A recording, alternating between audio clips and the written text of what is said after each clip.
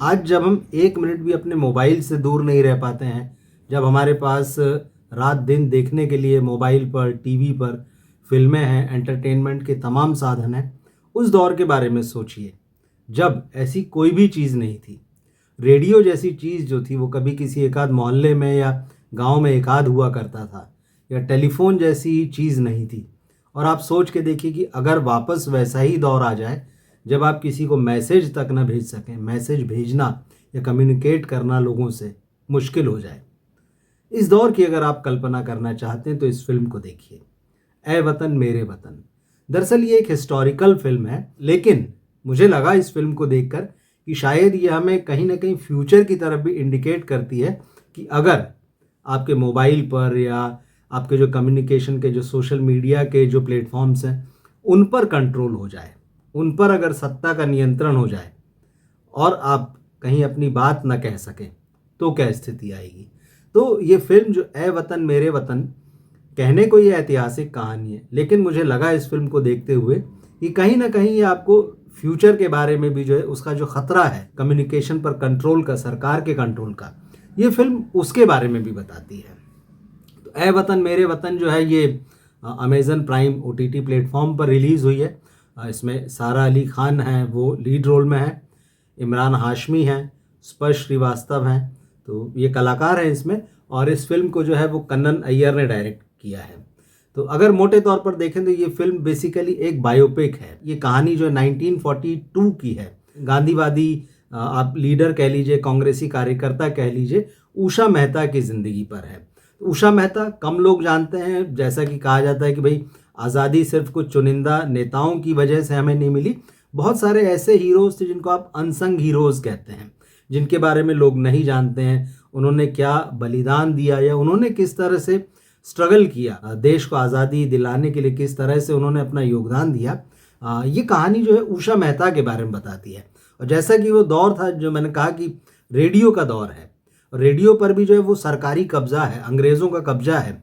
अंग्रेज नहीं चाहते कि रेडियो के थ्रू नेता हैं उस दौर के, महात्मा गांधी हैं, सुभाष चंद्र बोस हैं, जवाहरलाल नेहरू हैं, मौलाना आज़ाद हैं, ये बड़े लीडर्स के जो मैसेज हैं लोगों तक पहुँचे, तो किस तरह से वो रेडियो को बैन कर देते हैं। और 1942 में जब ये फिल्म शुरू होती तो आप देखते हैं कि गांधी जी जो हैं वो अंग्रेज़ों के खिलाफ एक बड़ी लड़ाई का आह्वान करते हैं, करो या मरो का नारा देते हैं, अंग्रेज़ों वापस जाओ, क्विट इंडिया मूवमेंट जो है वो शुरू होता है। तो जब ये सारी परिस्थितियां होती तो अंग्रेज जो हैं वो दमनकारी नीति अपना लेते हैं और बुरी तरह से कुचलना शुरू करते हैं। कांग्रेस को उन्होंने बैन कर दिया उस वक्त, और कांग्रेस के तमाम नेताओं को और भी उसके अलावा जो क्रांतिकारी थे उन सबको जेल में डाल दिया।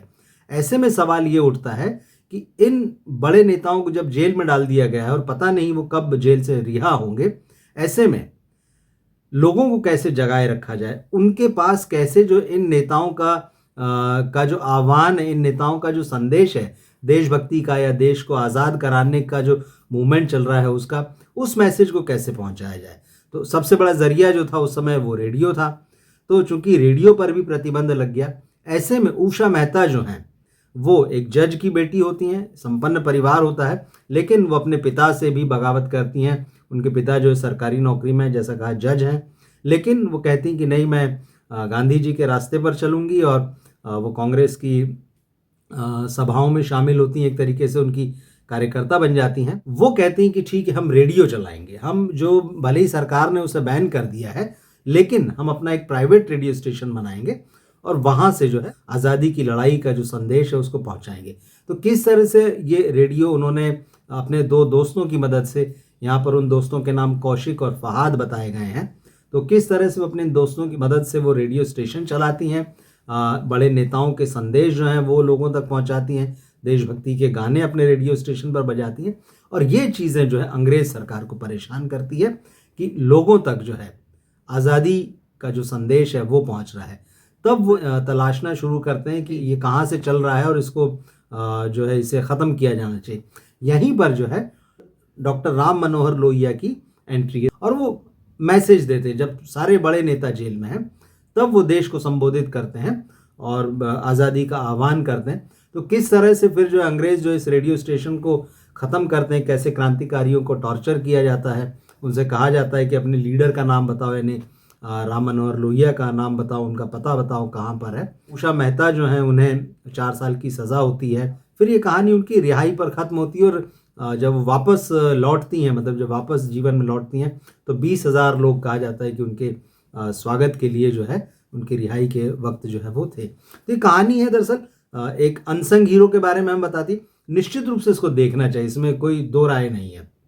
अब लेकिन इस फिल्म की जो है कुछ कमियां भी हैं। जैसे सबसे बड़ी जो कमी जो है, इसकी जो लीड एक्ट्रेस हैं सारा अली खान, उन्होंने अपनी तरफ से मेहनत की, लेकिन निश्चित ही आप कह सकते हैं कि वो उस कैरेक्टर में नहीं उतर पाई हैं, उस तरह से जान नहीं डाल सकी जो इस कैरेक्टर के लिए ज़रूरी है। एक आज़ादी के लिए उनके भीतर जो जज्बा है वो थोड़ा काफ़ी आर्टिफिशियल लगता है। जब वो पर्दे पर एक्ट करती हैं, वो सहजता नहीं दिखाई देती। इस सचिन खेड़ेकर भी हैं, उनके फादर के रोल में हैं वो। इमरान हाशमी जो हैं वो ठीक लगे हैं, अपनी भूमिका उनकी छोटा सा रोल है, ज़्यादा बहुत बड़ा रोल नहीं, लेकिन बहुत इंपॉर्टेंट है। मगर इस पूरी कहानी में जो फिल्म में जो हीरो के रूप में उभरते हैं, जो सबसे ज़्यादा ध्यान खींचते हैं, वो स्पर्श श्रीवास्तव, जिनको पिछले दिनों आपने लापता लेडीज़ में देखा और जामताड़ा जो वेब सीरीज़ है उसमें वो आए थे। बहुत अच्छा काम किया और उनको देखकर लगता है कि यार इस एक्टर को अभी और एक्सप्लोर किया जाना चाहिए और इसको और देखने का मन होता है कि ये और कहाँ तक जा सकता है। इस एक्टर ने बहुत अच्छा काम किया है। तो स्पर्श जो है वो पूरी फिल्म में जब जब आते हैं वो तब तब छाए हुए हैं। अब करण जौहर इस फिल्म के प्रोड्यूसर हैं, तो मुझे लगता है कि करण जौहर ने इस कंटेंट को भी अच्छा चुना है। ये फिल्म कमज़ोर होने के बावजूद देखी जानी चाहिए मुझे लगता है। मगर करण जौहर को ये समझना होगा अपनी तरफ से कि भाई वो जो उनका जो नेपो किड्स के लिए जो तो प्यार है वो अपनी हर फिल्म में लेकर आते हैं। तो ये चीज़ें जो है उनकी फिल्म को जो है वो कमज़ोर बनाती हैं। तो अगर वो अपने कंटेंट को सुधारना चाहते हैं तो अपनी इस बात को भी थोड़ा उन्हें सुधारना चाहिए और अच्छे टैलेंट को मौका देना चाहिए। ऐसा नहीं है कि सारा अली खान है उनमें टैलेंट की कमी, लेकिन उनको बहुत पॉलिश होने की ज़रूरत है अभी। और उनके लिहाज से ये रोल जो था वो बड़ा भारी रोल था, जो उसको जैसा कैरी करना चाहिए वैसा नहीं कर सकी। मगर जैसा कि मैंने शुरू में कहा कि ये फिल्म हमको उस खतरे के बारे में बताती है जो कभी हमको फ्यूचर में दिखाई दे रहा है आज के समय में, कि अगर ऐसा हो जाए, जब आपके पास कम्युनिकेट करने के लिए साधन जो आपके पास हैं उन पर गवर्नमेंट का कंट्रोल हो जाए और आपकी हर चीज़ जो है उसके पास रिकॉर्ड होती है, या वो जब चाहता है आपके पास जो प्लेटफॉर्म है उसको हैक कर लेता है या उसको बैन कर देता है, तब आपकी स्थिति क्या हो जाती है? तब आपकी स्थिति गुलामों वाली हो जाती है। तो वो जो खतरा जो है, और इस फिल्म के कुछ डायलॉग्स भी बहुत अच्छे हैं। अगर आप भले ही वो हिस्टोरिकल फिल्म में है, बट भले ही वो बायोपिक में है, लेकिन उस दौर को देखेंगे, अंग्रेज़ों के राज को जिस तरह से क्रिएट किया गया और उस दौरान जो डायलॉग्स आते हैं, आपको लगता है कि कहीं ना कहीं उसमें आज का जो समय है वो उसमें इको हो रहा है, वो उसमें ध्वनित हो रहा है। तो आपको सुनाई देंगी आज के समय की भी आवाज़ें।